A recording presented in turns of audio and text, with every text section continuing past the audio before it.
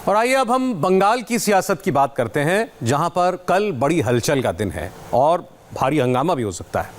देश के home minister Amit Shah का कल बंगाल शो है। मिदनापुर में अमित शाह के उसी शो में ममता बनर्जी की पार्टी छोड़कर आए सीनियर लीडर शुभेंदु अधिकारी भारतीय जनता पार्टी ज्वाइन कर सकते हैं। बीजेपी के एक नेता ने तो यहां तक दावा कर दिया आज की दीदी की पार्टी के तकरीबन 60 एमएलए बीजेपी के कांटेक्ट में हैं। क्या ये मुमकिन है कि एक साथ ममता बनर्जी की पार्टी इस तरीके से टूट जाए? इन सारे सवालों के जवाब पश्चिम बंगाल में बीजेपी के प्रभारी कैलाश विजयवर्गीय से हम पूछेंगे। हमारे साथ जुड़ने वाले हैं किसी भी वक्त। और आपको बता दें, आपको याद होगा कि बीजेपी अध्यक्ष जेपी नड्डा कुछ दिनों पहले जब बंगाल दौरे पर गए थे तो उस वक्त कैसी हिंसा हुई थी, वायलेंस हुआ था। उनकी गाड़ी के काफिले के ऊपर पथराव कर दिया गया था। खुद कैलाश विजयवर्गीय एक गाड़ी में उसी काफिले में थे और एक भारी पत्थर शीशा तोड़ता हुआ उनकी गाड़ी के अंदर आकर उनको लगा था। उनके हाथ पर काफ़ी चोट भी आई थी। कल क्या ऐसे किसी और हंगामे की आशंका अभी भी वो देख रहा है? ये सीधे हम उन्हीं के पास चलते हैं। कैलाश जी, स्वागत है आपका इंडिया टीवी पर। धन्यवाद जी। हम अभी बात कर रहे थे कैलाश जी की नड्डा जी के दौरे पर जो कुछ हुआ पूरे देश ने देखा और स्तब्ध रह गया। आपकी और ममता बनर्जी के बीच जिस वक्त जो आर पार की लड़ाई चल रही है, इसमें जाने भी जा रही हैं, खून भी बह रहा है, पत्थर भी चल रहे हैं, जाने कौन सी स्क्रिप्ट लिखी जा रही है ये चुनाव की। लेकिन कल तो सब शांत रहेगा ना? नहीं, हम तो अपेक्षा यही करते हैं। सुबह जब बंगाल में जाते हैं तो भगवान से यही प्रार्थना करते हैं कि आज कोई खून खराबा नहीं हो और किसी खून खराबे की फोन भी नहीं आया। और दुर्भाग्य से ऐसा एक दिन भी नहीं जाता है कि ऐसा फोन नहीं आता है। कहीं ना कहीं हमारे कार्यकर्ताओं पे रोज हमले हो रहे हैं और नड्डा जी के हमले के बाद भी हमने 5 कार्यकर्ताओं को खो दिया अभी, क्योंकि वो हमारा जनसंपर्क अभियान चल रहा है, घर घर जा रहे हैं तो उन कार्यकर्ताओं पर भी हमला हुआ है। तो गोली, बम और हथियार ये बंगाल की राजनीति का एक हिस्सा बन गई, हिंसा की राजनीति, दुर्भाग्य से। और यही हमें समाप्त करना है, क्योंकि बंगाल एक गौरवशाली प्रदेश रहा है हमारे प्रदेश का। बहुत ही समृद्ध संस्कृति रही है, कला, साहित्य, हर क्षेत्र में बहुत आगे रहा है बंगाल। और बंगाल अब बम और गोलियों की आवाज गूंजने से वे सारी श्रेष्ठता बंगाल की दिखाई नहीं दे रही है। हमें उस बंगाल को उभारना है और सोनार बांग्ला बनाना है। तो हमें लगता है कि मोदी जी के नेतृत्व में आने वाली विधानसभाओं में सरकार बनाएंगे और सोनार बांग्ला का सपना जो बंगाल का है इसको पूरा करेंगे। लेकिन कैलाश जी, जो कुछ नड्डा जी के कार्यक्रम में हुआ था उसके बाद ममता बनर्जी ने तो उल्टा आपकी पार्टी के लोगों को जिम्मेदार ठहराया। यहाँ तक कहा कि आप लोगों की काफिले में इतनी गाड़ियाँ थीं इसीलिए वहाँ हालात बिगड़ गए। बहरहाल उसके बाद से केंद्र सरकार भी एक्टिव हुई, राज्यपाल महोदय ने भी बहुत सख्त टिप्पणियाँ की हैं। इस वक्त आपको लगता है कि पश्चिम बंगाल का प्रशासन तटस्थ है और कम से कम सिक्योरिटी के मामले में, सुरक्षा देने के मामले में, जब बड़े नेता जा रहे हो देश के तो कोई कोताही नहीं होगी?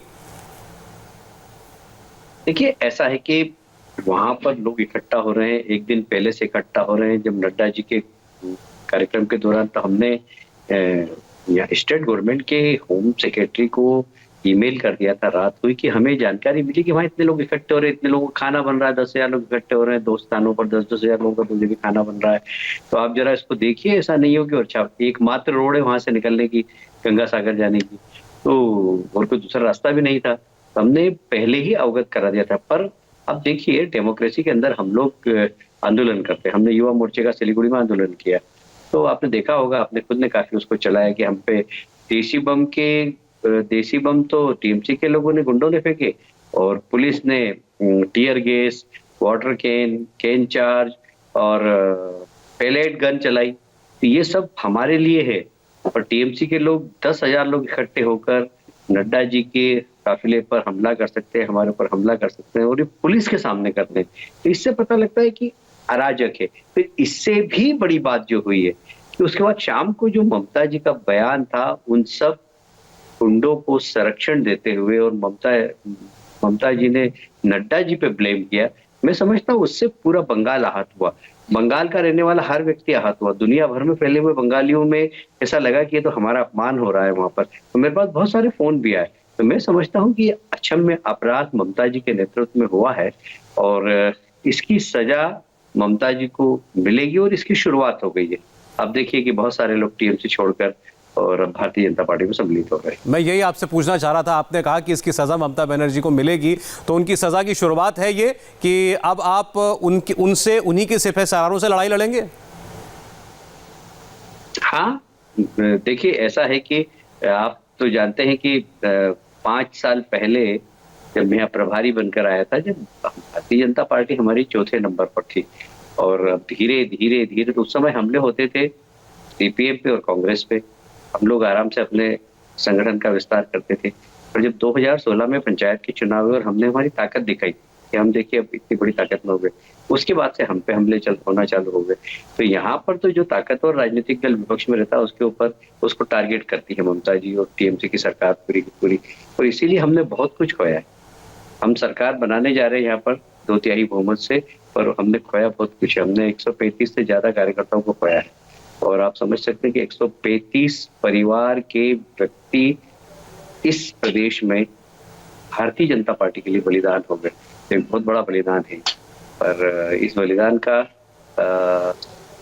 जो असर है वो ये है कि बंगाल के संस्कार बचेंगे, बंगाल की संस्कृति बचेगी, घुसपैठियों से प्रदेश बचेगा, घुसपैठियों के साथ जो सारी विकृति आ रही है उससे प्रदेश बचेगा। और एक सोनार बांग्ला का जो सपना है जो रविन्द्रनाथ टैगोर जी ने और अरविंदो जी ने दिया था, उस सोनार बांग्ला की दिशा में हम मोदी जी के नेतृत्व में आगे बढ़ेंगे, ऐसा हमें विश्वास है। कैलाश जी, लेकिन हम अक्सर तस्वीरें देखते हैं, आती हैं आपकी पार्टी के कार्यकर्ताओं में, तृणमूल पार्टी के वर्कर्स के बीच में झड़प हो गई। अब आप कह रहे हैं कि वो बम चलाते हैं, पत्थर फेंकते हैं, तो उसके जवाब में ऐसा तो है नहीं कि आपके वर्कर उनको फूल देते होंगे? देखिए, हमने तो फूल ही दिए, हमने तो पत्थर उन्होंने फेंके, हमने तो फूल ही दिए। और कार्यकर्ता स्तर पे कई बार प्रतिवाद हो जाता है, पर हम कभी भी हिंसा को प्रमोट नहीं करते। हम अगर कार्यकर्ता करते तो हम उन्हें समझाते कि हमें डेमोक्रेसी में हिंसा का जवाब हिंसा से नहीं देना है। इसका मतलब ये नहीं कि हम ताकतवर नहीं, आज हमारी ताकत बहुत बड़ी है। यदि वो हमारे एक मारे तो हम भी उनके 2 मार सकते हैं। पर अगर ये वाली संस्कृति में भारतीय जनता पार्टी चली जाएगी तो भारतीय जनता पार्टी और अन्य दलों में क्या अंतर रहेगा। और इसलिए हम डेमोक्रेसी में हिंसा का कोई स्थान नहीं होना चाहिए। हमारा भली बलिदान हो जाए, बाकी डेमोक्रेसी स्वच्छ रहे, पवित्र रहे, ये हमारा संकल्प है। और इसीलिए हम हिंसा का जवाब हिंसा से नहीं दे रहे। छूट-मूट घटनाएं होती होगी, मैं उससे इनकार नहीं करता हूँ। आखिर जोश तो आएगा ही, कोई एकदम गाली दे दे, लपड़ मार दे तो आदमी को गुस्सा तो आ ही जाता है, ये स्वाभाविक होगा। पर एज ए पार्टी, जिस प्रकार ममता जी एज ए पार्टी लीडर इस चीज को प्रमोट करती है, ऐसे लोगों को, ऐसे हरकत करने वाले लोगों को संरक्षण देती है, हम ऐसे लोगों को संरक्षण देंगे, हम समझाइश करते हैं। अब एक सवाल खास तौर पर शुभेंदु अधिकारी को लेकर, क्योंकि बहुत ज़्यादा चर्चा चल रही है, बड़े नेता हैं, जनाधार वाले नेता हैं, ये अब ये औपचारिकता है कि वो अमित शाह जी के मौजूदगी में आपकी पार्टी ज्वाइन करेंगे कल? हाँ, मुझे लगता है कि मेरे पास सूचना आई है कि कल वो आना चाहते हैं, और हमने उन्हें कहा है कि आप आइए। और अच्छे नेता हैं, जमीन से जुड़े हुए नेता है, और अच्छी उनकी पृष्ठभूमि है। वो अगर भारतीय जनता पार्टी में आएंगे तो पार्टी और मजबूत होगी, और उनको भी हम जिस सम्मान के वो अधिकारी, वो सम्मान हम देंगे। कैलाश जी, आप चुनाव लड़ा रहे हैं अपनी पार्टी को वहां पर तो जाहिर है आप अपनी पार्टी बेहतर करेगी ऐसी बात बोलेंगे, लेकिन आमतौर पर देखा गया है कि बड़े नेता, खासकर वो भी सत्तारूढ़ दल के, सरकार के, वो पार्टी तब छोड़ते हैं या वो शिप तब बदलते हैं जब उन्हें लगता है कि ये पुरानी वाली नाव डूबने वाली है और अभी नई कोई नाव चलने वाली है। ऐसे हालात बन गए हैं क्या? निश्चित रूप से बंगाल में ऐसे हालात बन गए हैं। सबको लग रहा है कि भारतीय जनता पार्टी आ रही है, टीएमसी जा रही है, ये सबको लग रहा है। नहीं, लेकिन मैं कह दूं, मैंने आपसे मैंने आपको इतना सरल सवाल इसलिए पूछा क्योंकि आपके 3 विधायक जीत के आए थे 2016 में, और अब आपकी पार्टी के नेता बोलते हैं कि हम 200 जीतेंगे, तो ये थोड़ा हजम नहीं होता? ये हजम तो लोकसभा चुनाव में भी किसी को नहीं हो रहा था। जब हमारे 2 ही सांसद थे और हमने कहा था कि हम 20 जीतेंगे, तो लोगों ने बोला कि हवा में उड़ रहे हो आप। तो हम 18 जीते और लगभग 5 लोकसभा सीटों पर हम 10,000 से अंदर से हारे। वो भी थोड़ा सा हमारा मैनेजमेंट बिगड़ गया था, अदरवाइज वो भी हम जीते। तो हम 23-24 सीट जीतते। जो अध्यक्ष जी, जो समय तत्कालीन अध्यक्ष थे अमित शाह जी ने कहा था कि हम 22 सीट जीतेंगे, तो हम 22 के आंकड़े को पार करके 23 सीट जीतते।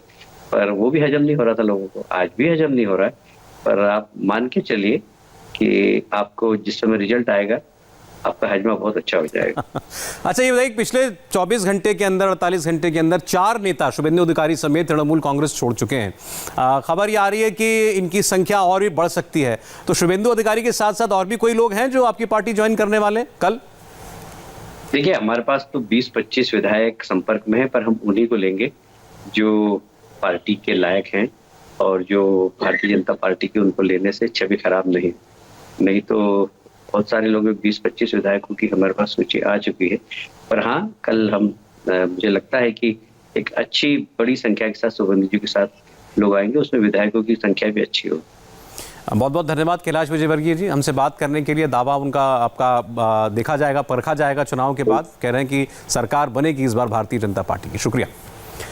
आगे बढ़ेंगे। अभी असदुद्दीन ओवैसी की पार्टी के एक बड़े नेता को गिरफ्तार किया गया है। इसकी वजह आपको बताएंगे एक छोटे से ब्रेक के बाद।